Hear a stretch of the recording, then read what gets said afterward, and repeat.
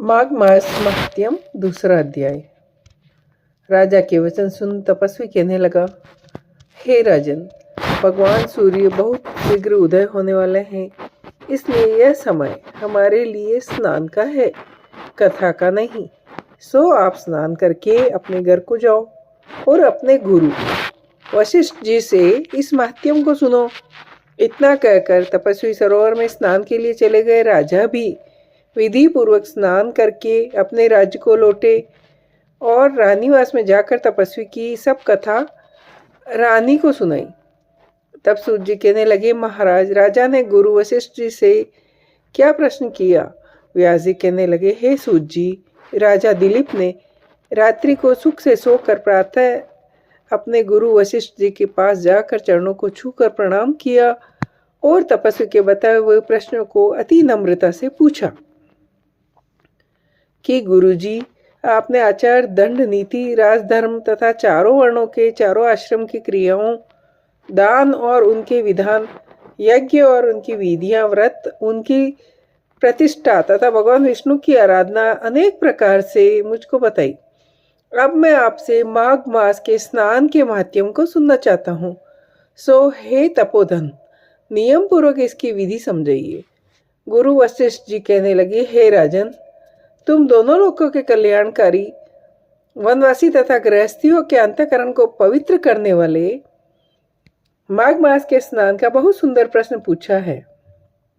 मकर राशि में सूर्य के आने पर माघ मास में स्नान का फल गो, भूमि, तिल, वस्त्र, स्वर्ण, अन्न, घोड़ा आदि दान तथा चंद्रायण और ब्रह्मा कूर्च व्रत आदि से भी अधिक होता है। वैशाख तथा कार्तिक में जप, दान, तप और यज्ञ बहुत फल देने वाले हैं, परंतु माघ मास में इनका फल बहुत ही अधिक होता है। माघ में स्नान करने वाला पुरुष राजा और मुक्ति के मार्ग को जानने वाला होता है। दिव्य दृष्टि वाले महात्माओं ने कहा कि जो मनुष्य माघ मास में सकाम या भगवान के निमित्त नियम पूर्वक माघ मास में स्नान करता है, वह अनंत फल वाला होता है। उसको शरीर की शुद्धि, प्रीति, ऐश्वर्य तथा चारों प्रकार के फलों की प्राप्ति होती है। अदिति ने 12 वर्ष तक मकर संक्रांति में अन्न त्याग कर स्नान किया। इससे तीनों लोकों को उज्जवल करने वाले 12 पुत्र हुए।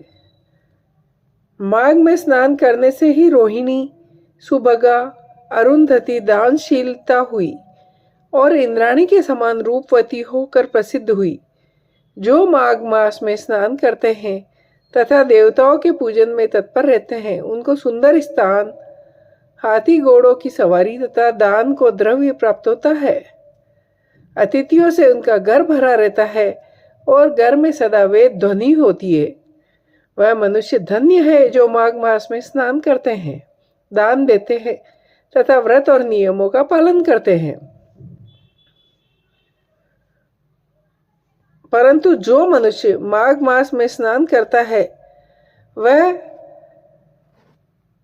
कोई नियम, तप, दान, पवित्र प्राप्त करता है। भृगु ने मणि पर्वत पर विद्याधरों को यह सुनाया था। तब राजा ने ब्राह्मण भृगु ऋषि ने कब मणि पर्वत पर विद्याधरों को उपदेश दिया था, सो बताइए। ऋषि कहने लगे, एक समय 12 वर्ष तक वर्षा न होने के कारण, सब प्रजा क्षीण होने के कारण संसार में बड़ी उग्रता फैल गई। हिमाचल और विंध्याचल पर्वत के मध्य का देश निर्जन होने के कारण श्राद्ध, तप, स्वाध्याय सब कुछ छूट गए। सारा लोक विपत्तियों में फंसकर प्रजाहीन हो गया। सारा भूमंडल फल और अन्न से रहित हो गया। तब विंध्याचल से नीचे बहती हुई नदी के सुंदर वृक्षों से आच्छादित अपने आश्रम से निकलकर श्री भृगु ऋषि अपने शिष्यों सहित हिमालय पर्वत पर गए। इस पर्वत की चोटी नीली और नीचे का हिस्सा सुनहरी होने से सारा पर्वत पीतांबरधारी श्री भगवान के सदृश्य लगता था। पर्वतों के बीच का भाग नीला और बीच में कहीं कहीं सफेद स्फटिक होने से तारों के युक्त आकाश जैसी शोभा को प्राप्त होता था। रात्रि के समय वह पर्वत दीपकों की तरह चमकती हुई दिव्य औषधियों से पूरित किसी महल की शोभा को प्राप्त होता था। वह पर्वत शिखरों पर बांसुरी बजाता और सुंदर गीत गाती हुई किन्नरों तथा केले के पत्तों की पताकाओं से अत्यंत शोभा को प्राप्त हो रहा था। यह पर्वत नीलम, पन्ना, पुखराज तथा इसकी चोटी से निकलती हुई रंग बिरंगी किरणों से इंद्रधनुष के समान प्रतीत होता था। स्वर्ण आदि सब धातुओं से तथा चमकते हुए रत्नों से चारों ओर फैली हुई अग्निज्वाला के समान शोभायमान था।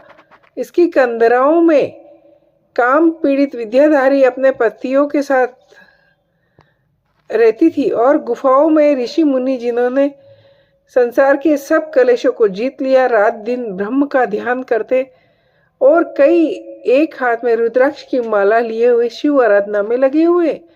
पर्वत के नीचे के भाग में जंगली हाथी बच्चों के साथ खेल रहे हैं। कस्तूरी वाले रंग बिरंगे मृगों के झुंड इधर उधर भाग रहे हैं। यह पर्वत सदा राजहंस तथा मोरों से भरा रहता था।